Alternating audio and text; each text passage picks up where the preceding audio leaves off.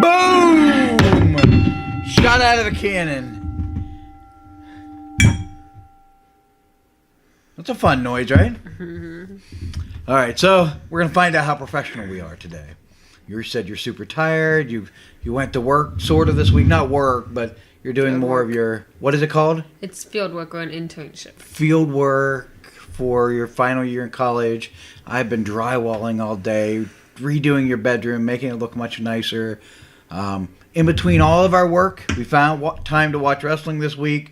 So let's go ahead and jump right into it. For me, the big story of the week was Hulk Hogan came back to WWE television. And the question sort of arose throughout maybe not just the wrestling community, but the community, the world as a whole. Should Hulk Hogan have been brought back to WWE television? What do you think? I think it's hard to say. I don't know. It's hard. I think that... Let me ask you first.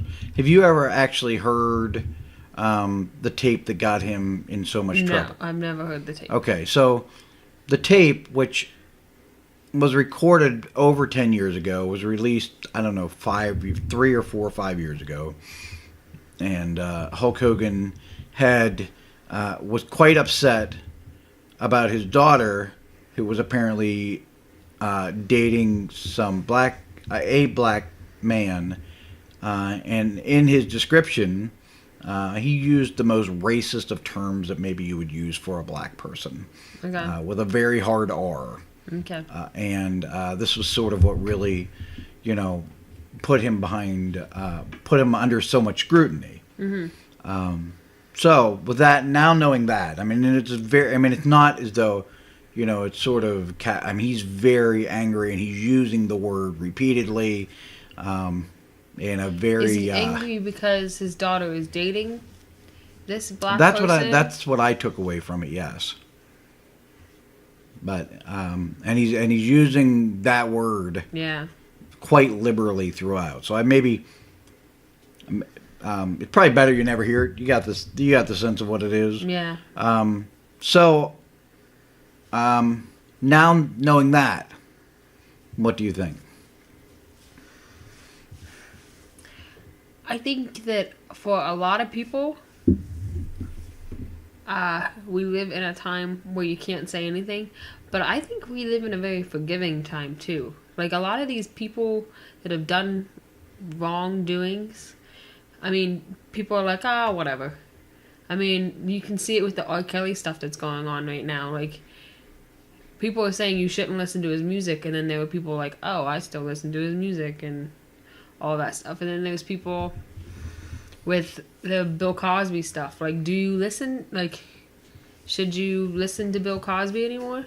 I think it's hard to ever look at Bill Cosby the same way again. I think that Bill Cosby has now been convicted of rape. Mm-hmm. So I think maybe Bill Cosby's story is a little different.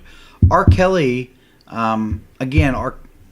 Kelly, maybe the same thing could be said of Michael Jackson as you can R. Kelly.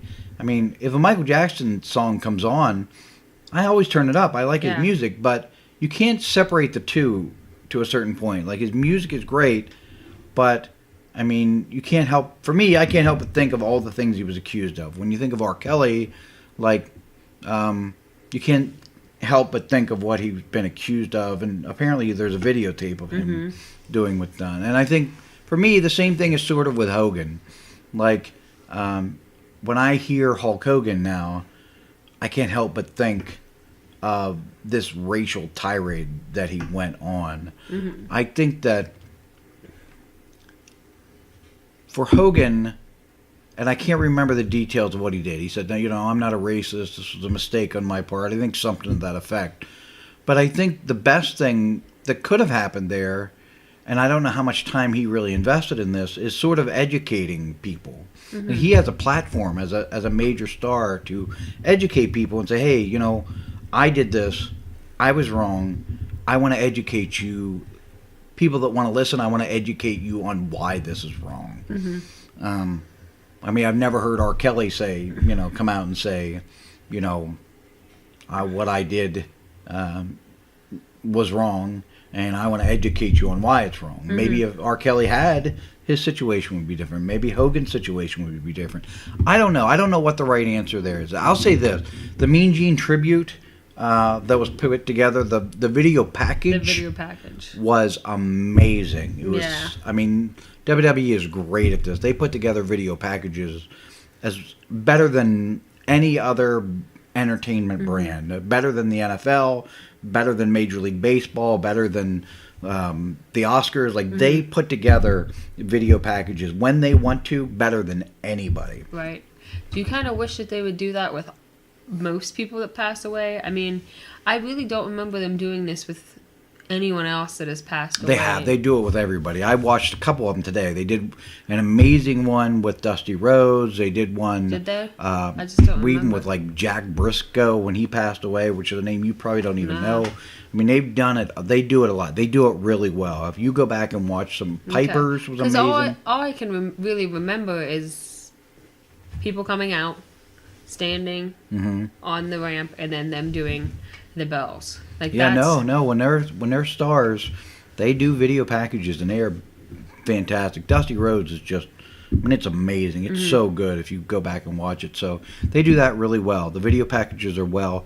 As far as Hogan coming back, personally, as far as the Mean Gene segment, I don't know that he added anything to it for me personally. Yeah. I think that was, they're trying to boost ratings, I think, and bringing Hogan back. Yeah. I don't know that Hogan should stay off TV forever. I think he should have to address what he did in a public forum and say, you know, this is what I did. I was in a dark place, or whatever the case may be, and just say, you know what, I made a mistake. This is why it's a mistake. I want to teach other people that this is a mistake. And I don't know that we felt that. I don't know that, you know, I mean, he didn't break the law. He just showed his killers as maybe not a good person. Right. So I don't know that. Nah, he hasn't done enough for me to say he should be back on television. But with that being said, moving away from the Okerlund and the Hogan part of this, Monday Night Raw as a show, my opinion, was the best Monday Night Raw we have seen in a very long time. It was. It started off hot. It didn't start with a 20-minute promo. It started out with a fight in the back. We got some good. The 6-man tag that brought back. Even though it was predictable, that you could see they were setting it up. The match itself was stellar. I mean, it was electric in that building. And even though maybe some of the rest of the show sort of wasn't dynamic and great, it just started out so hot that electricity sort of carried throughout the night.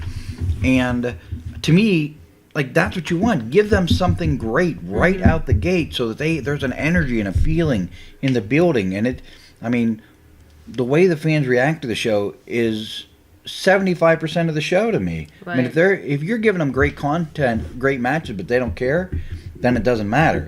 But if you're giving them stuff that they care about and they react to, then you're having a great show. And that kind of happened. I mean, when you were watching it, did you feel like it was a really great show, or did it not feel that much different to you? No, it felt like a good show to me. Yeah, it was a good show this week. Did you enjoy the Sasha Banks and Nia Jax stuff? I thought their match was good. I think that Sasha Banks is one of the best female wrestlers they have. In some ways, maybe just period, one of the best wrestlers they have. I feel like her and Bayley both, I mean, you heard me week after week complaining they don't do enough with those two. I thought they actually did something interesting with her. I'm glad that we're getting something different for the Royal Rumble. Sasha Banks and Ronda Rousey should be interesting. I think that I'm happy with it. I think that there's no chance no way in the world that Ronda doesn't win. Yeah. But still, we're giving fans something different and something sort of compelling, and I like it. Yeah. I'm good. I'm good with that. I thought that was really good. I thought even the way they ended it with we talked about it a few weeks ago. The Seth Rollins and Dean Ambrose, their match at the pay-per-view was really flat. It didn't feel like a grudge match. Monday night felt like a fight. I mean, there was a spot where Seth Rollins punched Dean Ambrose, and it looked tight. I mean, it looked tight, and that's what I want to see out of my wrestling. I want to see if these guys are, hate each other, then let's make it look like you hate each other. Let's smack each other around a little bit. Let's not put each other in holds. And I'll tell you what, man, those two delivered in a big way Monday night. I thought I'm fine with the Bobby Lashley part of the involvement. I think it gets Seth away from the Intercontinental title and onto something else so that he can get ready. To me, fight for one of the heavyweight titles at WrestleMania. Like, that guy's the number one babyface on Raw. To me, in my opinion. If there was any downside from Raw, I'd say maybe Braun Strowman. We talked about it a little bit. He did not look comfortable with a live mic and having to improv. Yeah. You think that was improv? I don't think it was. I think he was given a script and he just didn't remember his lines. Because if you looked at him during one part, Heyman was talking, Braun was over here, Heyman was done talking, and Braun was saying, like, not mouthing the words, mouthing words, trying to think of what, like, okay, I've already said this, this is what I need to say. Yeah, next. Maybe. It could be. Any way you look at it, though. It just was atrocious. It was not good, man. It was bad. And oftentimes segments like that can kill guys. I know, there was a few years ago, there was a moment where Roman Reigns had a promo, and in his promo he said, "Suffer and succotash." And you just felt the air go out of the room and the momentum go out of Roman Reigns. Like, it was just like, and it came to be found out a few weeks later that was a line that Vince McMahon specifically wanted Roman Reigns to say, and it sucked the air out of him. Like, and he never really got back on track with the fans after that by saying something so absurd. So I think that, who knows? I've argued for years that why can't we play to people's strengths? If Braun Strowman is not a great promo guy, why does he got to cut promos? Yeah, it's something you say every week. Let's play to our strengths. If his strengths is picking guys up and throwing them around, let's do more of that. If Paul Heyman's strength is talking and not getting beat up, like, he doesn't get beat up well. I've seen him get beat up a few times. It doesn't go well. It's not like compelling television. But he promos as well as anybody can hope that somebody can promo. Let him promo. It's just a mystery to me. It's trying to force a square peg into a round hole I'll never understand it. People can get over without talking. Bill Goldberg did it. The Ultimate Warrior, his promos didn't make any sense. He was able to get over long before he started talking with just his intensity and getting over, And Braun can be that if you just let him go. He is over. Like, he was over. We'll see how the rest goes. Yeah. But, I don't know. But I think overall, that's aside from that one sort of downfall, I thought this was the best Raw we had seen in a very, very, very long time. And SmackDown was good this week. We've certainly seen better shows. I like, again, that they started something a little different. Daniel Bryan's out of the concession stand. I'm a big Daniel Bryan fan. I like his promo stuff right now. He's getting the reactions that they want. Yeah. But I still argue, like, people don't hate Daniel Bryan.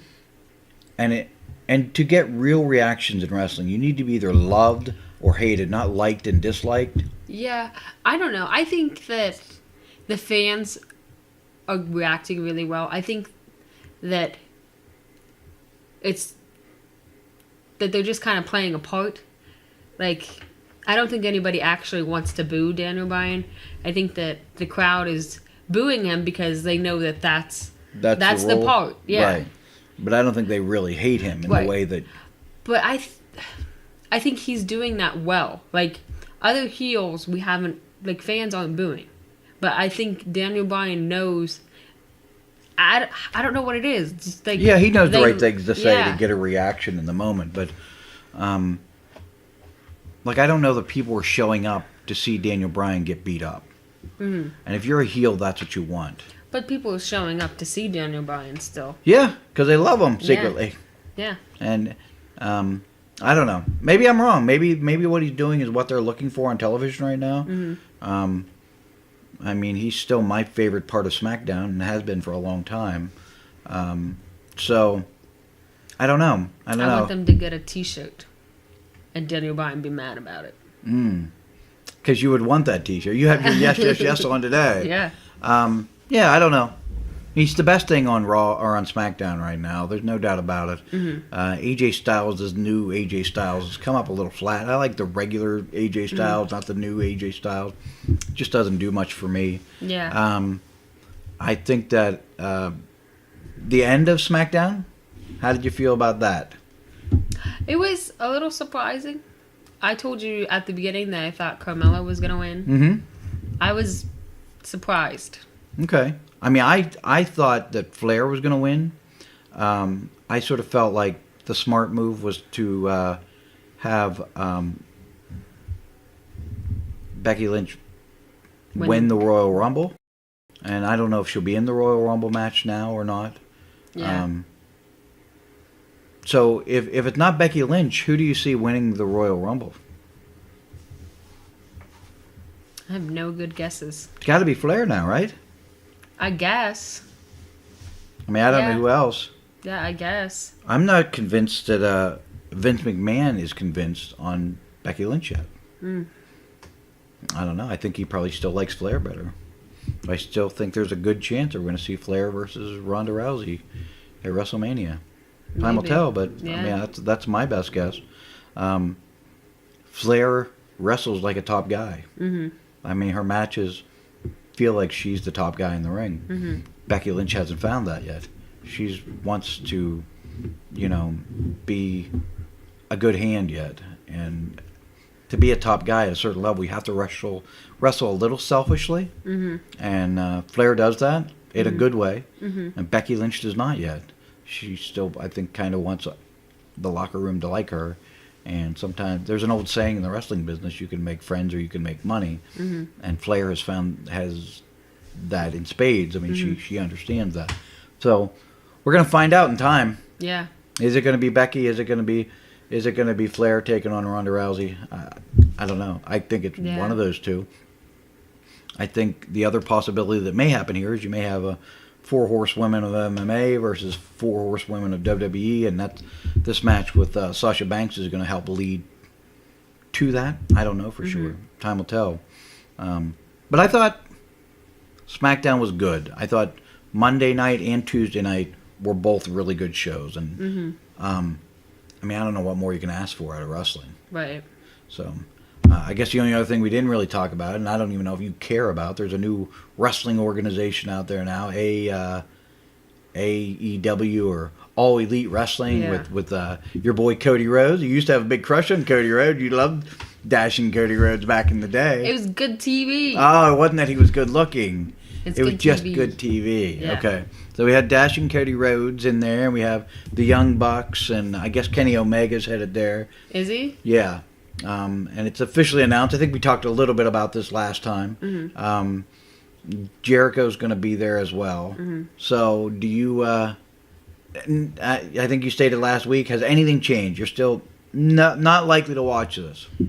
I might watch a little bit of it, but I don't think that I'll invest a lot of my time into it. Okay. All right. I mean, I'm going to watch it because I'm a dork. And I watch all the wrestling that I can get my hands on because I'm just a dork. I mean, I've heard good stuff. Like, dorks have told me good stuff. But I don't know. Yeah. We'll see. Have you ever... a lot of people say Kenny Omega is the best wrestler in the world. Have you ever watched one whole Kenny Omega match ever? Yeah, I watched the match with him and Cody Rhodes. Oh, that's right. Yeah. Yeah, that's right. And what did you think of him? Were you blown away? No. Okay. He had a big match last weekend, too, with Tanahashi, which I'm sure you have no idea who Tanahashi is. Do you? He's in New Japan. He is in New Japan. That's right. That's right. So, okay. Well, I guess, Is he you the know. one with the blonde hair? Does he have kind of like blonde hair? Yeah, Orange it's a little lighter. Yeah. I Yeah. think I know who he is. He does the air guitar. I don't know that part. Okay. Well, all right.